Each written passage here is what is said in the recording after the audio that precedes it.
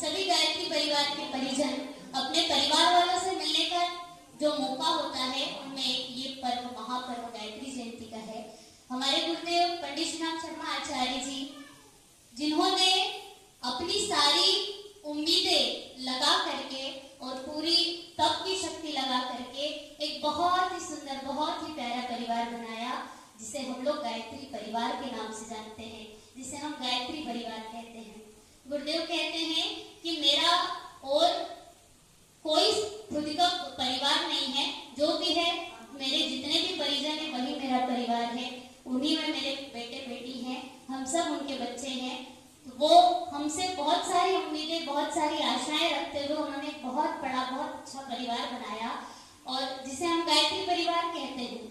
ये गायत्री परिवार एक बहुत ही प्यारा लहलहाता हुआ ऐसा विशाल वृक्ष है जिसमें आपको जानकर के ये आश्चर्य होगा कि इतना अच्छा, इतना विशाल परिवार, इतना विशाल वट वृक्ष जो है गायत्री परिवार, इसमें हम लोगों की क्या क्या भूमिकाएं हैं हम सबको पता है।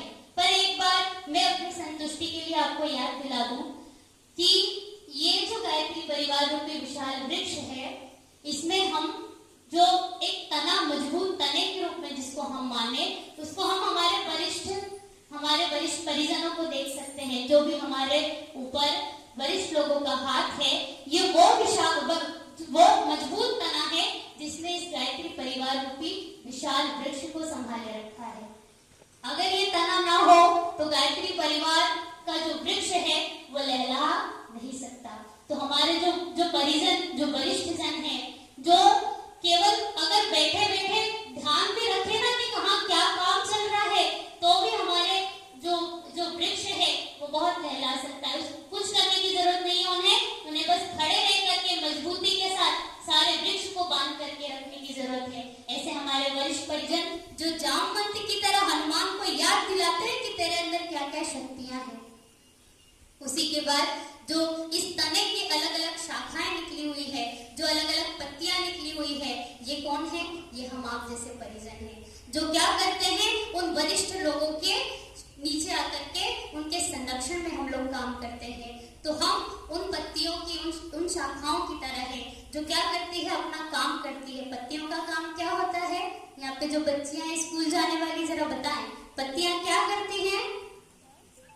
ऑक्सीजन, भोजन बनाती है ना वृक्ष के लिए। तो पत्तियों का काम ज्यादा होता है क्योंकि उनको भोजन बनाना होता है। हम सभी उस वृक्ष की पत्तियां हैं, हमें मेहनत करनी होगी इस गायत्री परिवार रूपी वृक्ष को मजबूती से बनाए रखने के लिए, उसे पोषण देने के लिए हमें मेहनत करनी होगी, हमें कार्य करना होगा।